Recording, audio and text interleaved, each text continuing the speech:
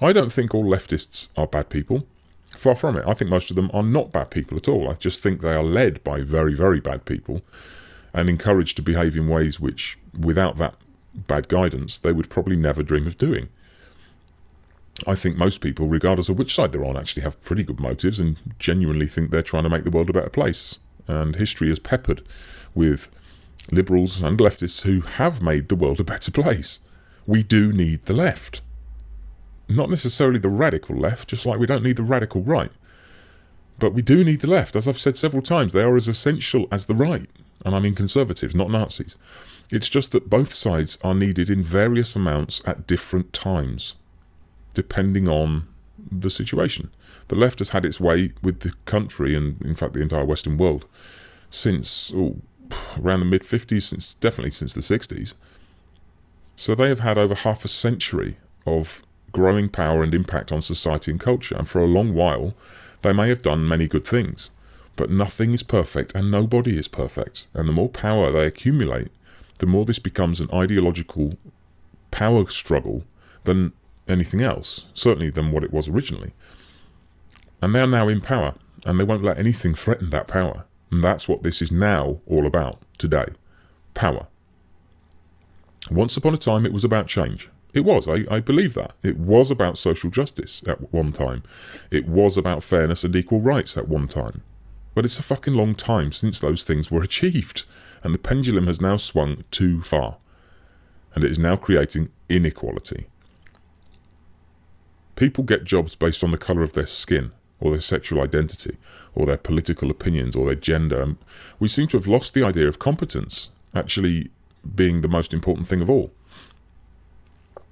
Was there a time when the most competent person for a job didn't get it because of their race or gender? Yes, there was such a time. Long, long time ago. Nobody sensible would deny that. It did happen. So along came the left to put that injustice right, and they did so. And then came things like affirmative action in the US, which is just as much present here. It's just not written down as a policy unless you work at the BBC, but it's an unwritten rule every bit as strong as the rules laid down in law in the USA, enabling people to be chosen for jobs based on the colour of their skin. This is now state-sponsored racism, where the race or gender of a person is more important than their abilities. And that, I'm sorry to say, is a road to fucking hell, and complete social breakdown, and economic breakdown, and educational breakdown, and so on. Imagine you were going for a surgery to have a brain tumour removed or something. You've got the choice of a surgeon who is the leader in his or her field, the most respected, accomplished brain surgeon on the planet. And in the next room, you've got another surgeon you can choose for your life-saving operation, and that surgeon is someone who was chosen because of things which have nothing to do with how good they are at their job. It's blatantly obvious which one anyone would choose, given that choice, assuming that person cared about living. But this is where it gets much more complex and troublesome, because I believe this affirmative action type of so-called positive discrimination, i.e. if we do it, it's positive, if you do it, it's negative, wrong, illegal and racist, this causes racism where none may have existed before. I think so anyway. And here's why. Now imagine that your choices of brain surgeon are between a white man and a black woman. You know nothing else about them. You just see a white man in one chair and a black woman in the other, and you can pick which surgeon you have to go inside your head. Whilst you may have zero prejudice whatsoever about her race or her gender, you might even be a black woman yourself. But it doesn't take many years of affirmative action and so-called positive discrimination before you, or any sensible person, will actually choose the white man, purely because you're suspicious, and reasonably so too, that the other one is there only because of her race or her gender. Or both. After all, we know the white man won't be getting the job for any reason other than his competence, not in this modern social political culture anyway. But you also know the other one might only have the job because of her gender or race, or more likely in reality a combination of competence and leftist bingo points, but not just competence. So that introduces a risk to you. So surely the rational and logical decision is to always choose the white man in that scenario, and avoid the non-white one. I know how that sounds, and I can imagine people screaming and wetting themselves about it, but I'm just presenting the reality we're now living in. and where it logically takes the average thinking person. I have seen this in countless environments and industries and in countless Western countries, especially the UK and the US.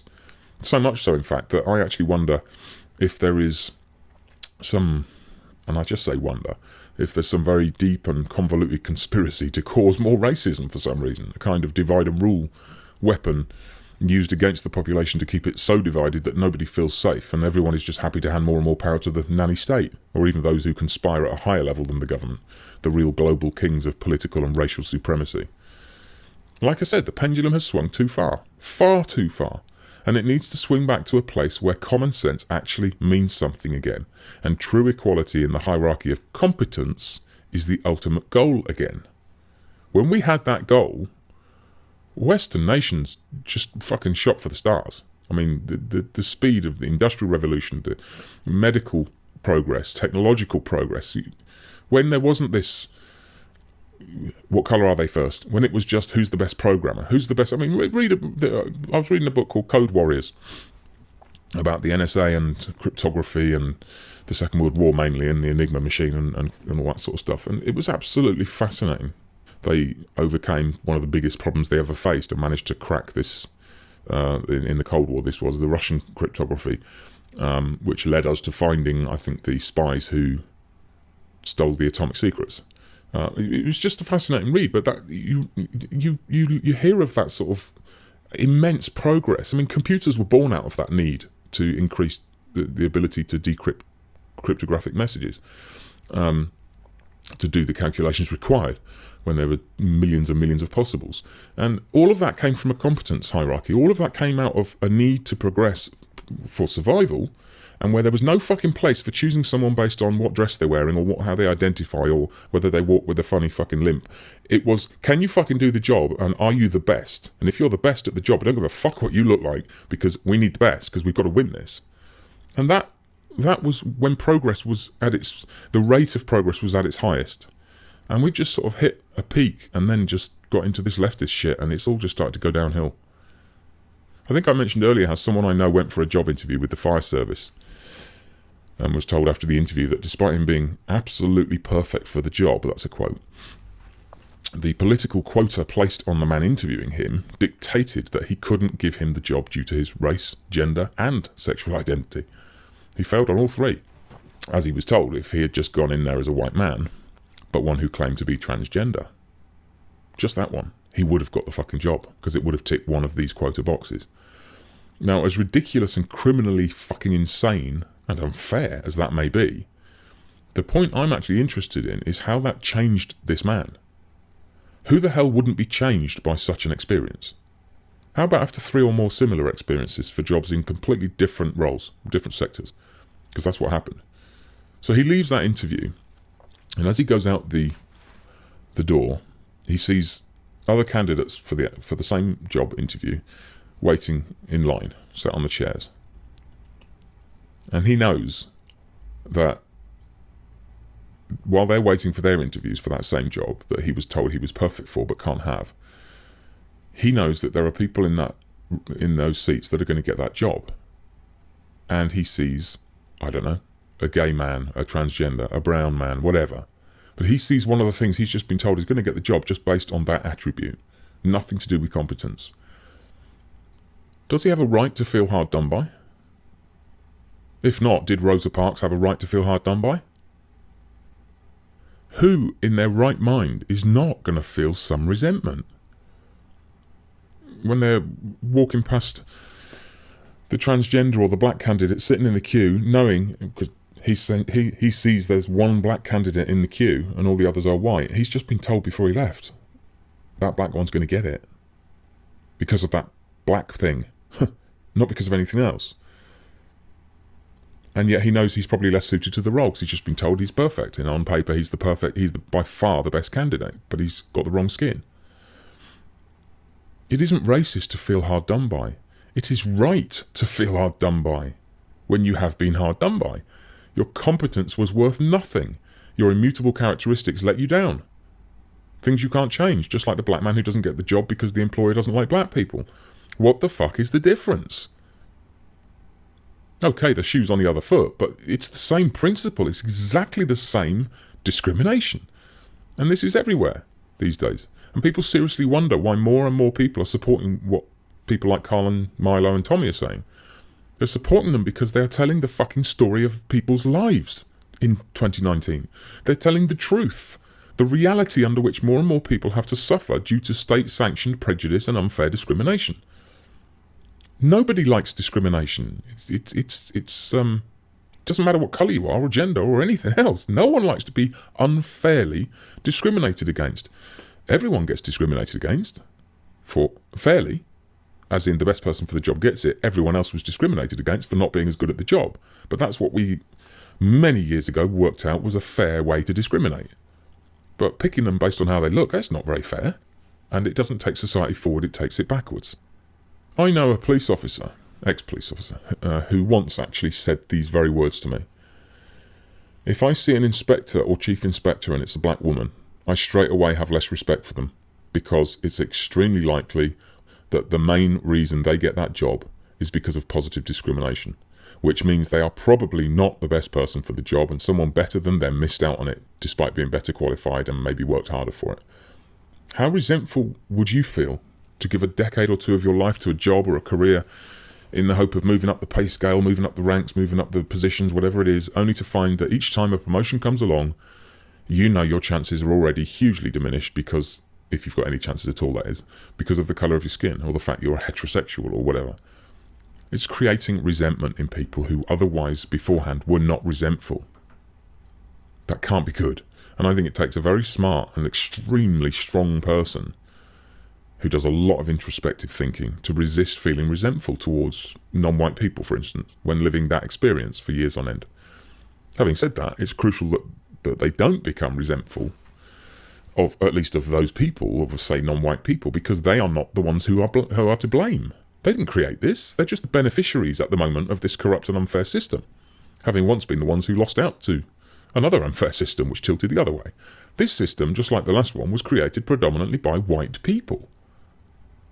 And it's those white, wealthy, elitist leftists who deserve all the resentment and need to be removed from the seats of power before this divide and rule, race-baiting, hateful, anti-male culture crap starts to recede and we can get anywhere near some common sense again. We are going downhill. The minute you see something like race as more important than competence, whether you're on the right or the left, it all starts going downhill very quickly. And it's been going downhill for a good few decades now. Hence why we are at such a low point now, and why the true human rights activists of our time are not Rosa Parks or Martin Luther King or Cesar Chavez, but people like Carl Benjamin and Tommy Robinson. By calling them racist or whatever else, all that we do is stave off the inevitable point in time when the entire country will have to sit down and think about what they're actually saying. Not responding with name-calling and insults or assaults, but with humility and attentiveness. That doesn't mean you have to agree with a single word they say. It's a risk of listening, though. But without listening and considering their points honestly and intelligently, how will you ever know if you do or not? Maybe that's just too risky. After all, these people decide their position based on how they want to appear to the world around them. These virtue signallers, rather than what they actually believe. That's of lesser importance than how I'm seen. So maybe the risk of debating is that they might lose. And if you lose an argument, if you lose a very vigorous argument at least, where you get to put all your best points across and you still categorically, flatly lose, then it's kind of traditional to change your viewpoint, or at least adjust it slightly. For most leftists, listening, never mind debating, is out of the fucking question. You heard it yourself at all these debates. Don't engage, don't let them draw you in. Well, it shouldn't be out of the question. That is a closed mind who thinks that way. And I truly believe that the idea of having an open mind is just too scary to many of these people. And that is what ideological possession does to you.